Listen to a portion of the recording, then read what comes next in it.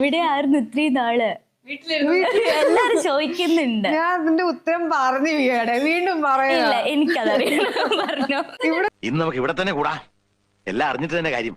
ഇങ്ങനെ സാധാരണ നമ്മളൊക്കെ ഉണ്ടല്ലോ, അങ്ങനെ സ്റ്റോറീസ് ഒക്കെ പറയുമ്പോൾ തന്നെ നമുക്കതൊരു പല ആൾക്കാരും പല രീതിയിൽ എക്സിക്യൂട്ടീവ് ചെയ്യുന്നത്. അപ്പൊ ചേച്ചി ഇങ്ങനെ പറയുന്ന സ്റ്റൈല് ഭയങ്കര അടിപൊളിയാണ്.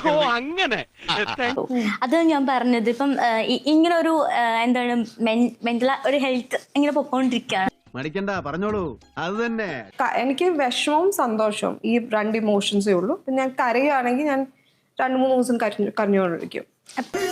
പല സൈസ് വട്ടം കണ്ടിട്ടുണ്ട്, ഇതുപോലെ കുഴപ്പം പിടിച്ചൊരു വട്ടം ഞാൻ ആദ്യമായിട്ട് കാണും. അവർക്കും മനസ്സിലായി stupid questions they ask. Stupid, അതായത് ഞാൻ സത്യത്തിൽ പറയാം, അതായത് ഇങ്ങനെ ചോദിക്കുമ്പോഴത്തേക്കും എന്താ കണ്ണിന്റെ കളർ ബ്ലാക്ക് ചോദിച്ച ഇങ്ങനത്തെ ചോദ്യങ്ങളോട് നമ്മൾ എന്ത് പറയണം? രണ്ടുപേർക്കും ഒരേ ഹൈറ്റ് ആണല്ലോ. ഞങ്ങൾ ഒരു ദിവസം പോയി ഈ പ്രസ് മീറ്റിന് പോയിക്കോ, രണ്ടുപേർക്കും ഒരേ ഹൈറ്റ് ആണ്. എനിക്ക് എന്താ പറയാ? അപ്പൊ ഈ കാണുന്ന ഓഡിയൻസിനും കൊച്ചിന് ഡയറി ആന്ന് വിചാരിച്ചോ? ഓക്കെ ആയിരുന്നു.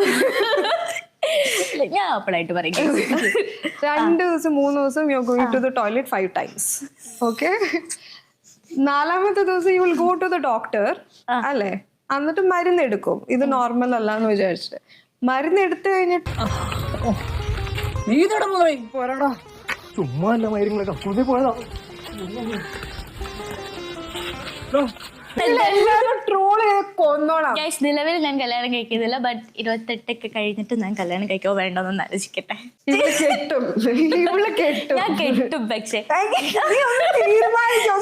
ആലോചിച്ചിട്ട് വേണം കെട്ടാൻ. അതെ, അല്ല ഞാൻ ആലോചിക്കട്ടെ ഒന്ന് കെട്ടണോ വേണ്ടെന്നൊക്കെ. നീ ഇവിടെ കാണിക്കുന്ന പെർഫോമൻസിൽ തന്നെ നീ കെട്ടണോ വേണ്ടെന്ന് എനിക്ക് സംശയമാണ്. എനിക്ക് വളരെ ഗംഭീരമായിരിക്കും. ശരിക്കും താളം തെറ്റിട്ടുണ്ട്. Thank you.